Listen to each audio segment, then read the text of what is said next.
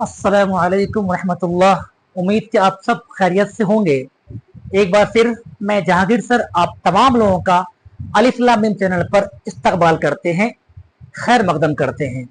अजीज तलबा, मैं आज 12वीं क्लास का जो अधूरा चैप्टर रह गया था, यानी कि डेट ऑफ बर्थ, जो हमने आपको बताने की पूरी कोशिश की, उसमें 17वीं और 18वीं ये दोनों हम कंप्लीट कर चुके थे, लेकिन 19वीं में हम लोग पूरे तरीके से बाकी रह गए थे। उस दिन नहीं पढ़ा पाया था मैं, क्योंकि कुछ टेक्निकली फॉल्ट की वजह से। तो आज हम उसको बहुत कम टाइम में बेहतरीन तरीके से हम आपको बताने की पूरी कोशिश करते हैं कि 19वीं में कौन कौन अफसाना निगार, मजमून निगार, नज्म निगार, नस्र निगार की पैदाइश है। 12वीं क्लास का जो निसाब है उसमें आपको बहुत आसान तरीके से याद करने को मिल गया होगा, और आपको परख लिए होंगे आप कि पूरी किताब को मैं एक बोर्ड पर ला करके रख दिया था, और उसमें से 1700 में किन किन लोगों की पैदाइश है, 1800 में किन किन लोगों की पैदाइश है, और फिर 1900 में किन किन लोगों की पैदाइश है। तो हम लोग 1700 वाला जो भी बहर है, हम उसके सिर्फ उसमें 4 ही था, है ना, हम चारों को समझ गए थे।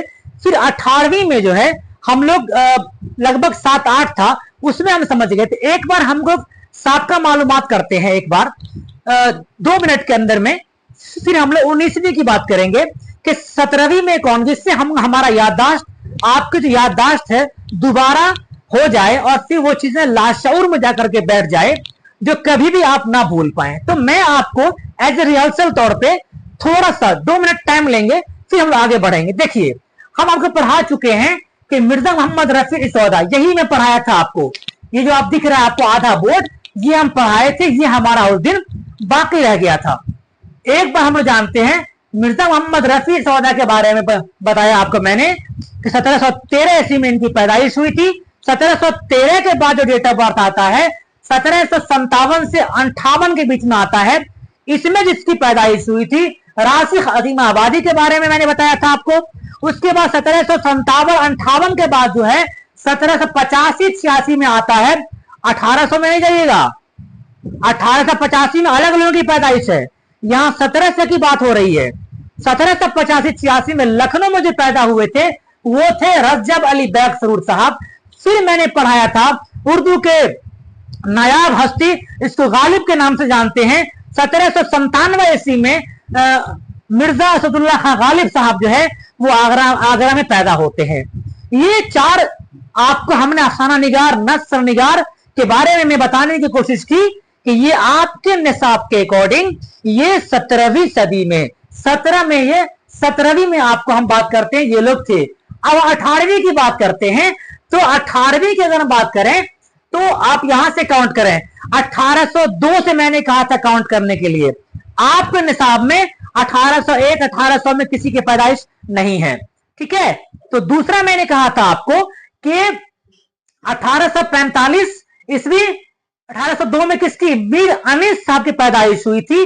फिर मैंने कहा था 1845 में किसकी हुई थी, अकबर इलाहाबादी की पैदाइश हुई थी। किसकी पैदाइश हुई थी, अकबर इलाहाबादी की पैदाइश हुई थी।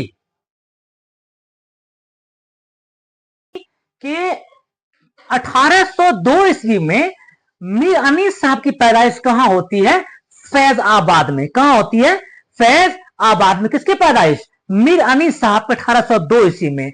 1802 के बाद मैंने आपसे कहा था 1845, 1845 में अकबर इलाहाबादी, बहुत मशहूर नज्म निगार है ये, है ना। कौन, अकबर इलाहाबादी। कहां पैदा हुए थे, अकबर आबाद में। मैंने बताया था आपको इसके बाद कि आपके चैप्टर में दूसरा नंबर का जो है मजमून है ख्वाजा हसन निजामी के बारे में। अब इनका नंबर आता है 1875 ईस्वी में, इनकी 1878 ईस्वी में इनकी पैदाइश होती है। कहां, बस्ती निजामुद्दीन औलिया यानी कि दिल्ली है, ठीक है। उसके बाद मैंने 2 बड़ी हस्ती का नाम लिया था कि 1884 ईस्वी में 2 बड़ी हस्ती की पैदाइश होती है।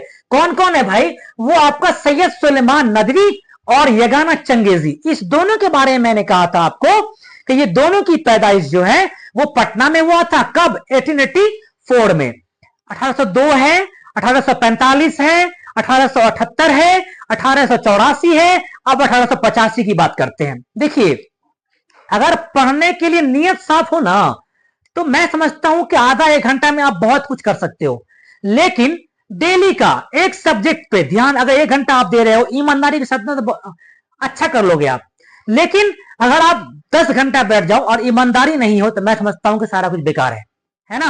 1884 हो गया, 1885 में देखिए, तो 85 में कौन है भाई? ये दिल्ली में पैदा हुए थे मिर्जा फरहतुल्लाह बेग जी। नजीर अहमद की कहानी कुछ मेरी कुछ उनकी जबानी, खाका निगार है ना, खाका है उनका, और यही पहला चैप्टर है आपके निसाब में। लेकिन डेट ऑफ बर्थ का मैंने जब उसको सिस्टमेटिक वे में डाला है, तो यहां आके टकराया इनका। 1845 में दिल्ली में ये पैदा हुए थे। उसके बाद मैंने कहा था आपको, मौलाना अबुल कलाम आजाद साहब 1880 में कहा? मक्का मुकरमा सऊदी अरबिया में, जी हाँ। उसके बाद मैंने कहा था आपको, फिर दो आदमी की पैदाइश है 1896, लास्ट है ये। 1896 में मैंने कहा था कि एक जोश मले आबादी, एक जोश मले आबादी साहब हैं, और एक यूजिनो मुंताले साहब, ये दोनों की पैदाइश सेम ईयर में है, 1896 में। याद रहेगा, दो आदमी का, एक ऊपर के 1884 में सैयद सलमान नदवी साहब और यगाना चंगेजी सेम साल, और फिर मैंने कहा आपको यूजिनो मुंताले और जोश मले आबादी, इनकी पैदाइश भी सेम साल है, ठीक है। अब हम लोग बात करते हैं कहां से? 19वीं सदी से।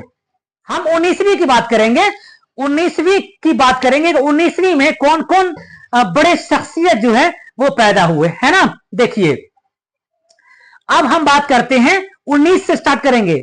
अभी स्टार्ट किए थे 1700, फिर 1800, 1802, अब 1900 से कर रहे हैं। 1900 में आपके किताब में कोई नहीं है, 1901 में आपके किताब में कोई नहीं है, 1902 में है। ध्यान रखिएगा इस चीज को, हम क्या बोल रहे हैं, याद करना मेरी जिम्मेदारी है। 2 में 1902 में देखिए आपके निसाब में 1902 ईस्वी में पैदाइश है, इसका नाम है जयप्रकाश नारायण। क्या है? जयप्रकाश नारायण। 1902 में एक ही वीडियो में आपको मुकम्मल तौर से याद करा देंगे पूरे किताब कंप्लीट। अलिफ लाम मीम चैनल वो प्लेटफॉर्म है जहां से आपको कोई भी दिक्कत पूरे उर्दू के निसाब में खासकर 12वीं क्लास में नहीं होने देंगे, ये मेरी गारंटी है। जी हां, 1902 में क्या दियारा गांव में हुआ था? कहां हुआ था? दियारा गांव में। जयप्रकाश नारायण 1902 ईस्वी में। याद रखिए कब? 1900 की जब बात आएगी तो सबसे पहले आपके निसाब में जयप्रकाश का नाम आएगा। क्यों? 1902 में ये पैदा हुए थे, ठीक है। अब आइए 1902 के बाद 1904 में, 2 खत्म, 3 नहीं है, 4 में आइए। 4 में कौन है भाई? अता काकवी साहब है, अता काकवी। 1904 अता काकवी, यानी जयप्रकाश नारायण के बाद कौन है? अता काकवी साहब की बारी आती है 1904 में। आप एक बार ना दिमाग को दौड़ाइए, है ना, कि हम 1901 में नहीं है, 1902 में कौन है, 3 में नहीं है, 4 में कौन है, 5 में कौन है, तब जाकर के आपको वो चीजें आसान तरीके से याद हो जाएंगी, आपके दिमाग में वो बैठ जाएगा जी। फिर मैंने क्या कहा? 1904 खत्म, 1911 में आइए, एकदम 7 साल बाद आइए। 1902 में जयप्रकाश नारायण, 1904 में अता काकवी। अब आइए 1911 में कौन है, देखा जरा। 1911 में है मिजाज लखनवी। कौन है? मिजाज लखनवी साहब हैं। कौन है? मिजाज लखनवी साहब हैं। उर्दू की दुनिया की नायाब हस्ती है ये भी, मिजाज लखनवी साहब। 1911 में, है ना। 1911 में कौन? मिजाज लखनवी। 1902 हो गया, 1904 हो गया है, उसके बाद 4 के बाद 1911। अब आइए, अब आते हैं 1900, पूरा 1900 का बहर है, देख लीजिए आप। देखिए अब फिर यहां पर 2 आदमी हैं, बड़ी हस्ती है, अफसाना निगार हैं, और ये दोनों की पैदाइश सेम साल है। कौन है भाई? इसको जाने हम लोग। एक सआदत हसन मंटू साहब, एक कौन है?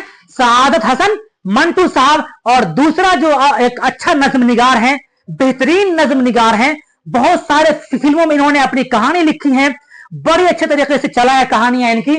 उनका नाम है साहिर लुधियानवी। क्या नाम है? साहिर लुधियानवी। आपके निसाब में सबसे आखिर में मेरे ख्याल से 2-3 चैप्टर जो है वहां मिल जाएगा। कौन है? साहिर लुधियानवी और सआदत हसन मंटू। ये दोनों सीन से देख लीजिए स्टार्ट में, सा याद रखिए, सा यानी सआदत हसन मंटू साहब और साहिर लुधियानवी साहब, ये दोनों की पैदाइश जो है सेम साल है। कौन सेम साल है भाई? 1912 ईस्वी में। कहां है? एक का नाम सिमराला पंजाब और दूसरा का लुधियाना, यानी कि दोनों वही है। ध्यान रखिए इसको। कहां पर? एक पंजाब और एक लुधियाना, बिल्कुल बहुत करीब, आपको याद करने में आसानी होगा। ये 1912 में। कब हुआ था? 1912 ईस्वी में। किसकी पैदाइश है? दो बड़ी हस्ती। कौन कौन? एक साहिर लुधियानवी और दूसरा कौन है? सादत हसन मंटू। ये दोनों साहब कहां पैदा, कब पैदा हुए? 1912 1912 में। याद रखिए इसको। एक जो थे सादत हसन मंटू साहब, इनकी जो पैदाइश है वो सिमराला पंजाब में है। कहां है? सिमराला पंजाब में। कौन पैदा हुए थे? सादत हसन मंटू साहब। और लुधियाना की बात करेंगे तो लुधियाना में कौन पैदा हुए थे? साहिर लुधियानवी। याद हुआ? 1912 में कौन कौन? साहिर लुधियानवी और आपके निसाब के अकॉर्डिंग सादत हसन मंटू साहब की पैदाइश है। आगे बढ़िए, 1913 में आइए। देखिए 1902, 1904, 1911, 1912, 1913 में देखिए कौन है? अली सरदार जाफरी साहब। ये तो भाई नायाब हस्ती है, नज्म निगार उर्दू की दुनिया का। जी हां, अली सरदार जाफरी साहब है। क्वेश्चन आवे और इनका सवाल नहीं है उसमें, इट्स इम्पॉसिबल है।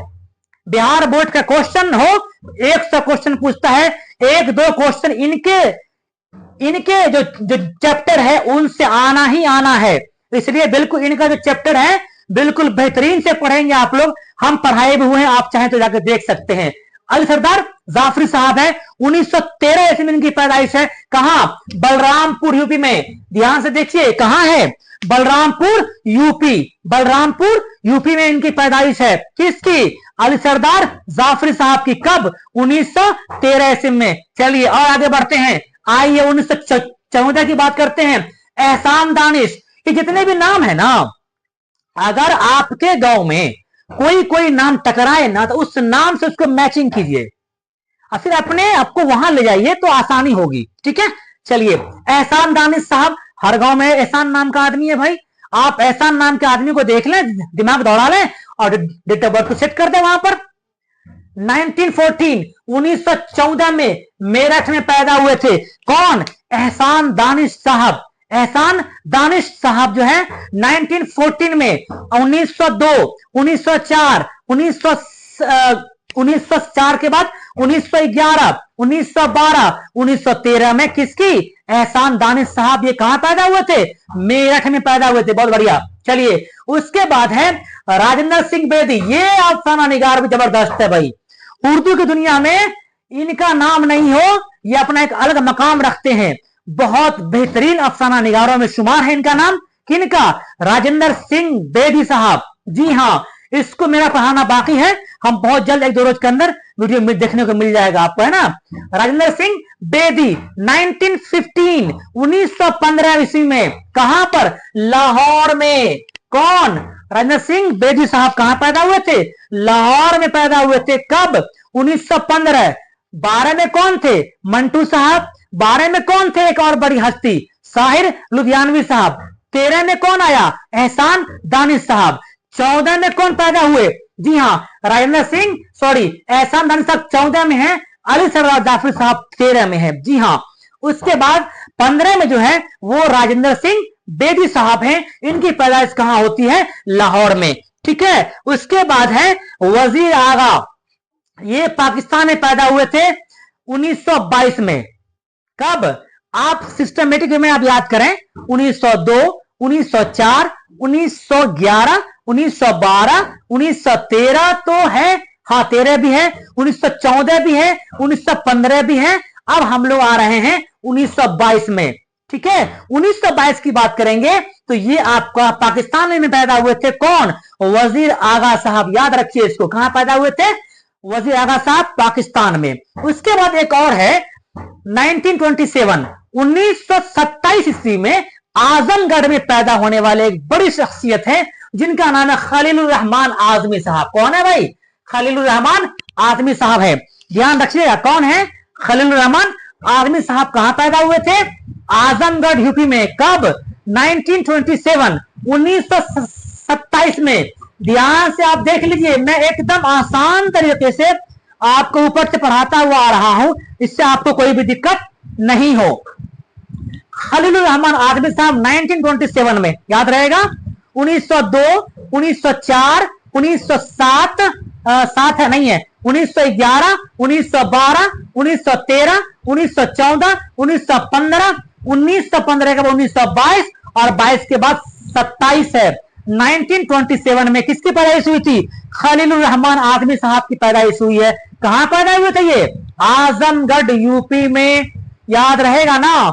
चलिए बहुत बढ़िया, हमें उम्मीद है कि आप बहुत इत्मीनान से सुन रहे होंगे, और अगर नहीं सुन रहे तो सुनिए, तब आपको याद होगा। उसके बाद अमीर हनफी साहब आपके निसाब के अकॉर्डिंग है 1928, 1928 ईस्वी में। कब? 1928 ईस्वी में, याद रखिए इसको, जिला इंदौर मध्य प्रदेश में, यानी कि अलग अलग शहर में सब लोग पैदा हुए हैं, देख रहे हैं आप। तो ये पूछता है क्वेश्चन में, इसलिए थोड़ा याद रखने की जरूरत है आपको। जी हाँ, जिला इंदौर में अमीर हनफी साहब पैदा हुए थे 1928, 1928 में अमीर हनफी साहब। 27 में कौन हुए थे?